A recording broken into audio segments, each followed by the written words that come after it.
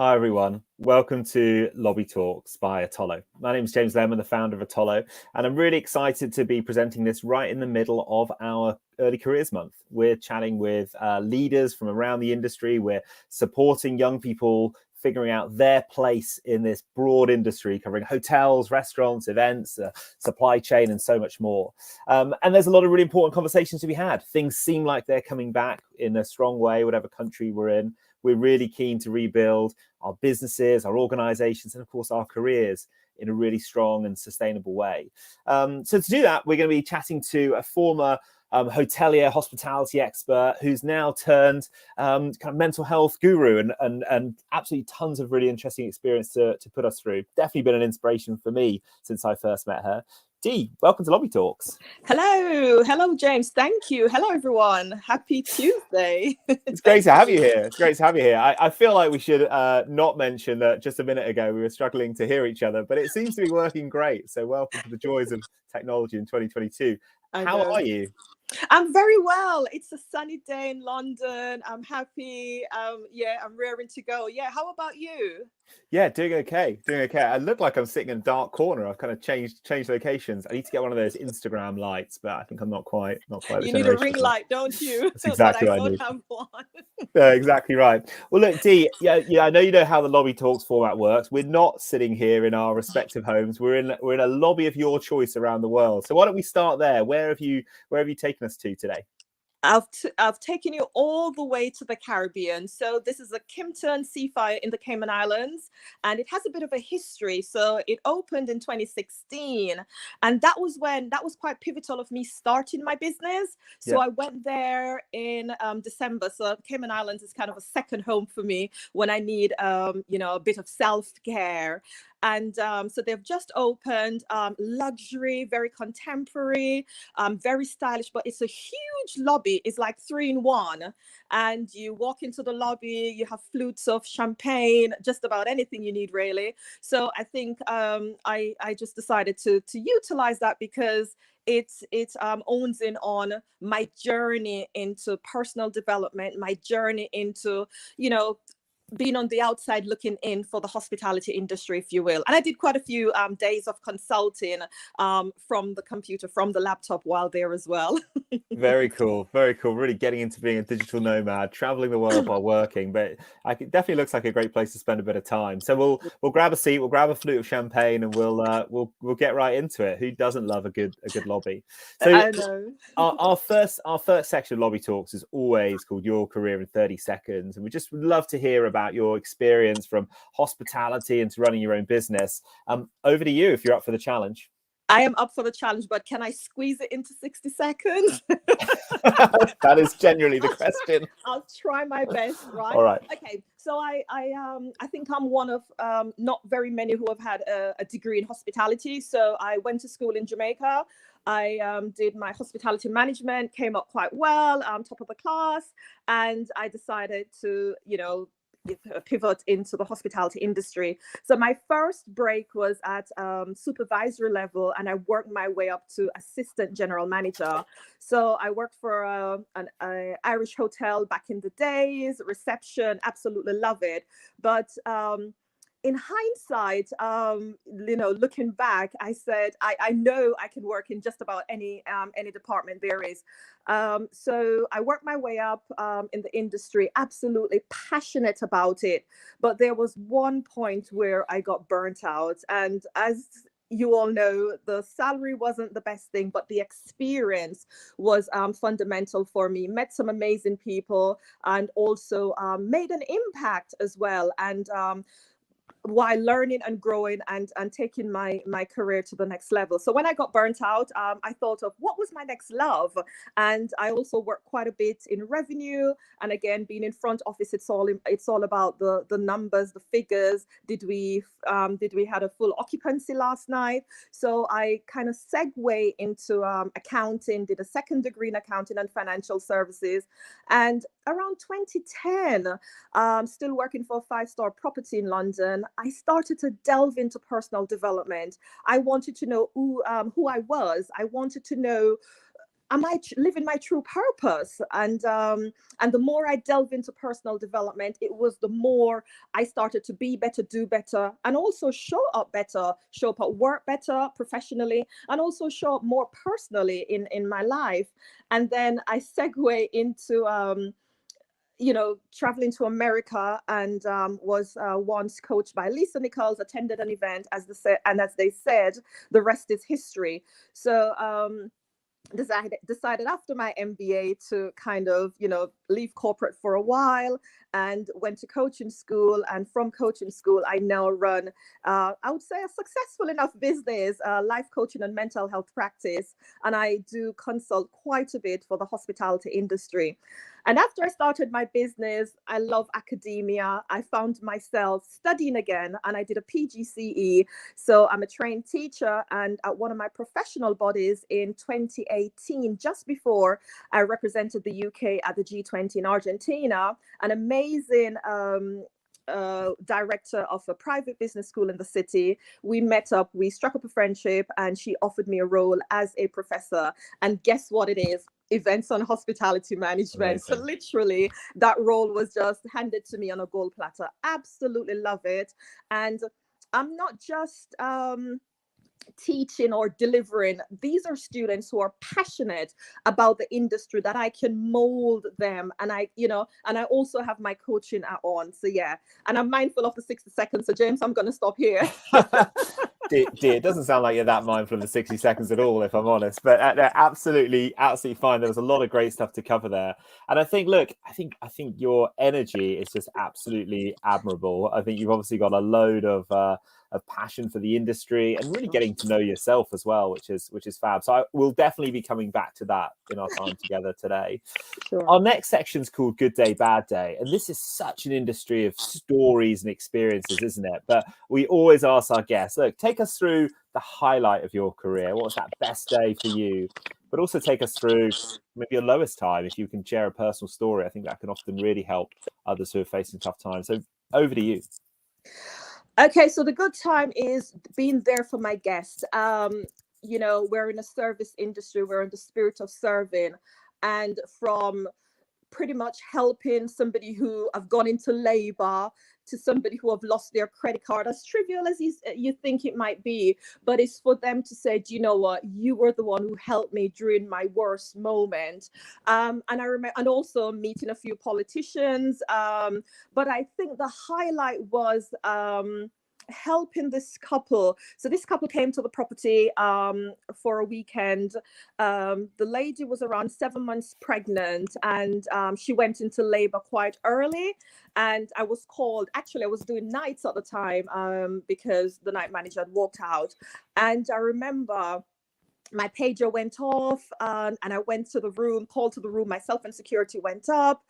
And when we had gone up, the husband, he was so in a frantic situation. I said, what's going on? And I was like, my goodness, from a night manager now to being a nurse. But obviously, being a woman, I just went into, into mood, as you said, into mode, as one would say. And obviously, we called the paramedics. We had to get the husband out. But it's just their calming the mother to be at the moment, just giving her words of encouragement. And I was not a night manager for those 15 minutes. I was just a woman. I was just being a sister, if you will, to that lady. Yeah. And I just thought that was just it just topped everything. And then after, she obviously written a letter to the company and just thanking me for helping her through her most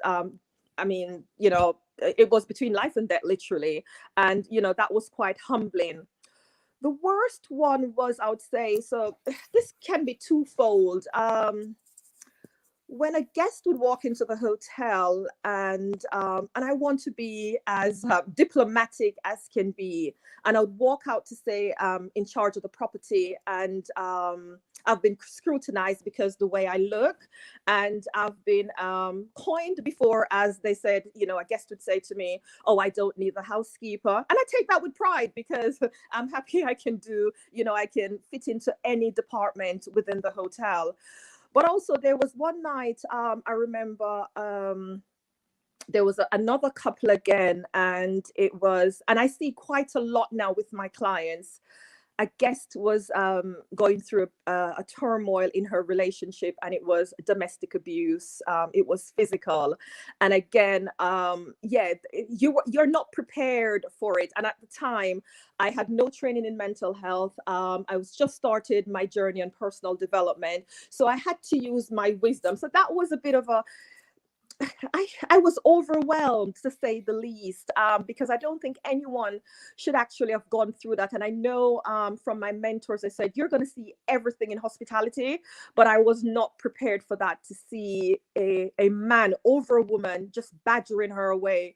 And I literally grabbed him and said, get out the room. And yeah, so that was a bad day for me, in terms of having the bad days of bad days. Yeah, goodness. I mean, it sounds like it just became about raw emotion, really, and you just did It was what horrific. you felt was right. Not exactly something you could be trained for, but I No. think you've obviously got a real care for others, and that stood out a mile. They're really, really tough times, isn't it? Really tough times. Do you think, as you know, every day we want to create these great experiences. We're all human. We want to help, but some days you just can't. Some things you just can't control. How would you prepare younger team members to be more prepared for that kind of thing?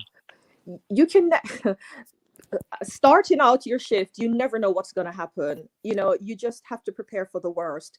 And I think I'd go back to basics. Be passionate about the industry.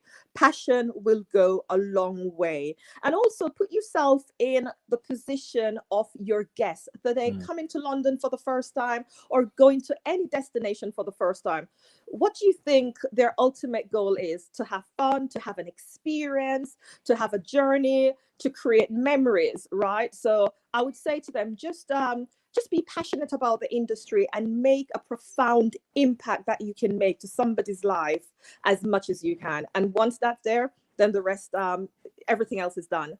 Yeah, you seem to have a real knack for, I suppose, authenticity, right? Bringing yourself to work a little bit as well. And sometimes there is that slightly more reaction that just actually, this is what I'd do if it was a family member. This is what I'd do if it was a friend or a loved one. And just pouring yourself into that is potentially a great way to get yourself into that person's shoes. Absolutely, because people will see through you. I mean, we're a service industry, so if you're not authentic, they will pick that up straight away. It's just the wrong energy, the wrong vibration. So I just always tell myself, I'm growing up, I always say, if I can't give my best, then there's no point. Yeah, no, love that. So our next section is called Last Day on Earth, and we'd love to hear about your favorite hospitality experiences. It sounds like you've definitely got a soft spot for the Cayman Islands, but if you just had one more day in you, where would you love to stay? What restaurant would you pick for food? And maybe what one event would you love to relive or live for the first time? Absolutely. Well, it's a restaurant. It was, so I'm vegan, been vegan since I started my personal development journey in 2010. So 12 years on this year. So the 11 restaurants at Madison Park in New York City, they have turned it into, it's now a full service vegan restaurant, and it's fine dining. I've been to a few vegan restaurants, but New York, they go all out. So I'd love to visit. I think the chef and the owner is Daniel Hum, and I'd love to visit that restaurant. And just dine there, and just I had a look on the internet, and it's just an impeccable building, and I'd love to just walk through every corridor, having every meal. I know I think there's a 7-course meal for $335. Don't matter the cost, I just want to get to that restaurant. So it's the 11th restaurant in Madison Park in New York. Amazing. That sounds absolutely fantastic. I'm sure it'll be a dream come true. And how about hotels? What hotels blown you away in your life or would be on your wish list? For a hotel, I like the Ritz-Carlton because I've worked for the property. So I'd love to visit the Maldives at some point. Not sure which one is the particular one, but I'd love to visit a Ritz-Carlton there. Yeah, so I have a soft spot because that was one of the last group I've worked for. Yeah. So yeah. No, it sounds good. I think a Ritz-Carlton in the Maldives definitely sounds like a nice goal to have. What is it, again, for those people who maybe haven't had a chance to stay in the brand, what is it about Ritz-Carlton for you that really represents the best of hospitality? from service, it's creme de la creme. So, and when you think about, Michelin star restaurants, it's the same for hotels. I like to have the best of the best. So the service is impeccable. The decor, the branding, just about everything. So the Ritz-Carlton, yeah, it's just one of the favorite. I've not worked in one before, but I've worked in the Renaissance, but I've stayed in quite a few, and yeah, I have a soft spot for the Ritz-Carlton. Lovely. No, sounds good. I think it definitely represents some of the best of kind of taking care of their staff, right? From values to self-respect to training to empowerment. I think that's absolutely fantastic. So we always have a section on the show called the guest book. This is really where our guests have a chance to give back to the industry and share that one big lesson, those words of wisdom that they have. Now, you've got a wealth of experience in hospitality. You now use that, I suppose, every day in the way that you coach and develop others. But maybe, reflecting on the tough time hospitality's had, what would be some of your advice for people thinking about their own careers in the industry? Before I delve into that, there's one thing I'd like to say, and it's from senior management coming down. And I don't think a lot of attention have been paid homage to mental health in the industry. I think it's a topic, on the lips of everyone, but more so for hospitality. And I think I shared this with you before, James, that around 2 years ago, pre-pandemic, I was doing a research, because then obviously I'm back in the industry now. And I think it was just coming up, or it was just a couple months after a prominent chef that I met in the Cayman Islands as well, at the Ritz-Carlton, had committed suicide. And I was just in reflection. I remember the conversations I've had with him, in that few moments. And I was just like, he had everything going for his life. Professionally, it looks good. And you wonder, why would you have committed suicide? And I just think it's a fast-paced industry where we need more support for chefs, for senior management, for general manager, assistant general manager, and even the housekeeper, even the concierge. And I think companies need to start incorporating this. So we're investors in people.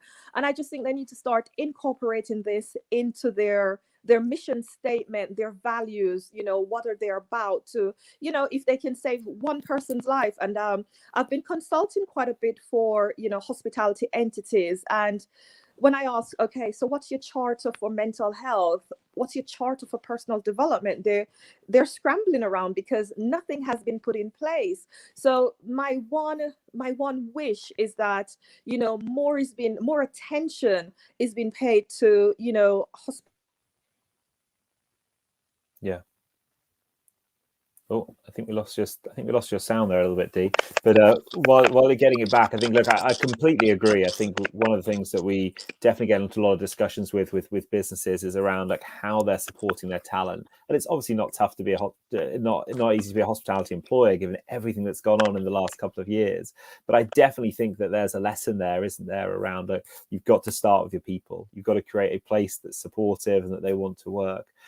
But in absence of that, I think one of the things we really love focusing on Atollo is helping individuals champion their own path. If you're not getting everything you need from work, if you're not necessarily getting all the support James, you need, I can't hear you. Can you hear me? We can still hear you. We can still hear you, Dee. I can't hear you somehow.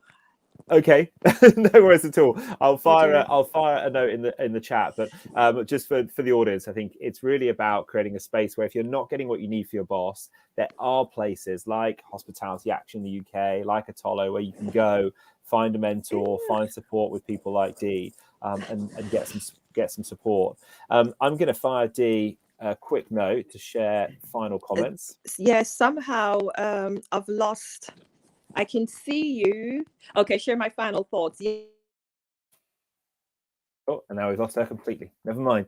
The glory of live shows and live television. So look, it's such a shame to have that cut short. I don't know about you, but I find chatting with Dee is so energizing and she has so much to share. knowing our industry deeply, having worked in so many functions, and now kind of pushing it right through into a business that just cares about people, which is great. So we've got one last chance to give it a try. Dee, can you hear? I can hear you now. I don't know. There we go. Look, we're back in. I was just saying such lovely things about you, but we're all good. We're all good. So no, absolutely. Look, let's not jinx it, Dee. I would love to kind of hear your kind of final thoughts, because what I was just saying is, I think there's really a space to help people take charge of their careers, isn't there? Getting themselves a mentor, building themselves a network and a peer group that has got their back, because you don't always get what you need from work in this industry. So maybe just kind of share some of the tips. What are the kind of things you would work on with someone, either as a coach or as a mentor, and where might people start in thinking about getting themselves on the right track in terms of mental health and career approach?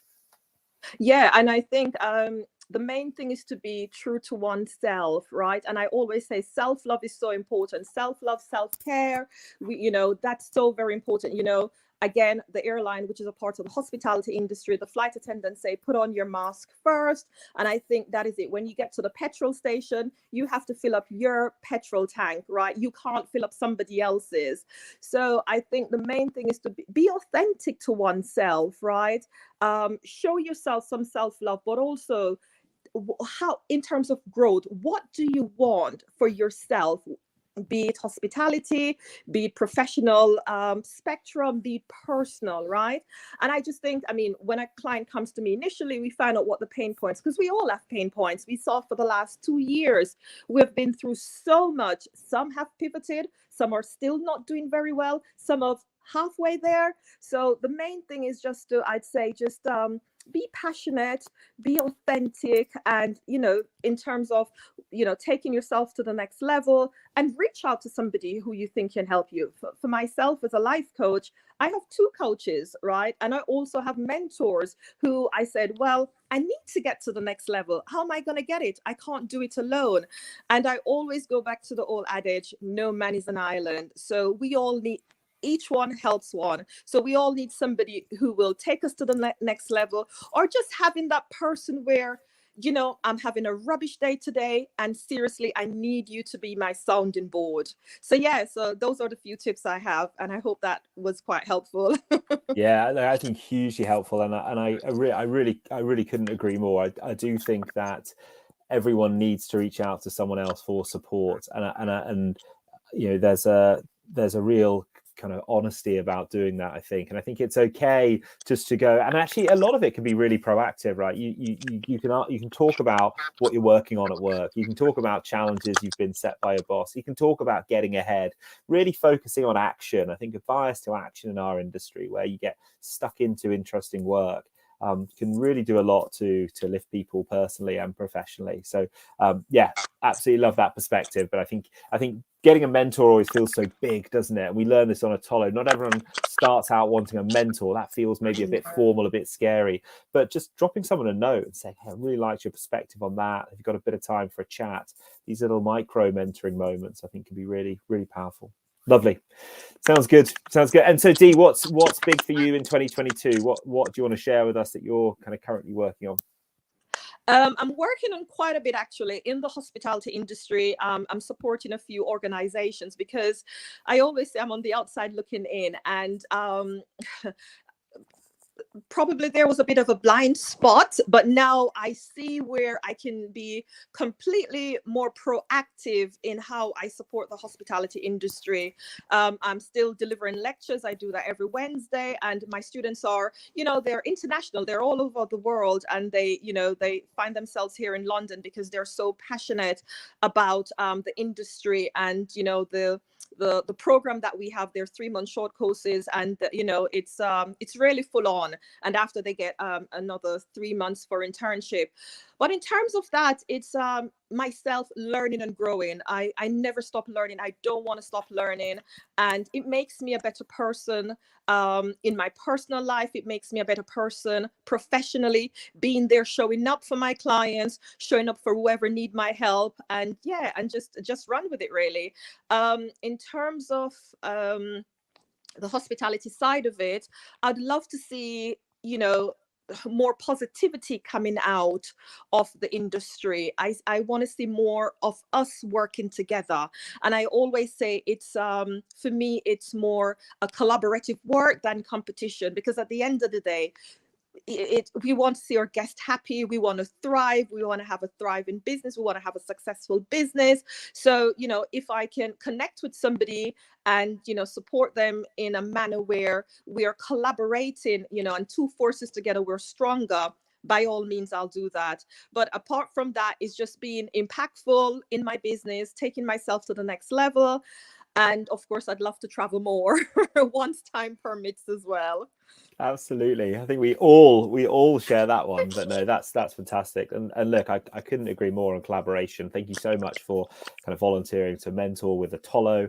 And I think as we go forward, the industry really speaking with one voice, putting our experts in one place and saying, look, hey, we're here to mentor, we're here to share, we're here to guide that next generation, I think is a really important piece of collaboration the industry needs to do. So the last thing for me to do is obviously say a massive thanks, Dee, for joining us today. If people want to kind of find out more, obviously they can find you on Atollo and join you for mentorship, or I assume connect on LinkedIn. Is that right? That's correct. Yeah, I'm on social platform as Dee Burrowes, yeah, or coachdeeburrowes@gmail.com, or connect with me through Atollo. Yeah, absolutely. And I'd love to hear from you guys. And I mean, anyone out there who needs my support, obviously it's balance. I mean, if I can, you know, give an idea here or there, or you need clarity on something, please free to get in touch. If you're not feeling that you want to carry on, we've, you know, seen recently where, you know, suicide rate have gone up. And if I can turn around or change your mind about anything that you're going through, please just get in touch. Lovely. Thanks for sharing that, Dee. It's really important message. So on Atollo right now, we've got a lot going on around early careers, and you're welcome to connect with any of our mentors or throw out what you're working on. You'll find peers, you'll find managers, you'll find senior leaders who are willing to share, give their perspective, give you some insights and different events. We've also got a speed mentoring event coming up as well, which we'd love you to join. It's completely free to create a profile and join the community at myatollo.com. For our next Lobby Talks, I'm really excited to be chatting with Robin Stewart. We're going back into the world of luxury customer experience, something I know is really important for a lot of people. Everyone loves a good luxury experience and wants to learn from it. Robin had a super successful career as a luxury butler and now trained in customer experience and butlering. So some hilarious stories to share, and always great to chat to as one of our long-standing mentors. So definitely looking forward to that one. But for now, big thank you to Dee, who has been awesome to work with. And obviously all of you, you know, whatever you're up to, please do reach out to anyone where you need some help. There is a groundswell of support and inspiring mentors ready to help you on Atollo. But really, you know, it's about speaking up and having the conversation. And we hope today's been a little bit of help. So thank you all. See you at the next one of these, and stay safe.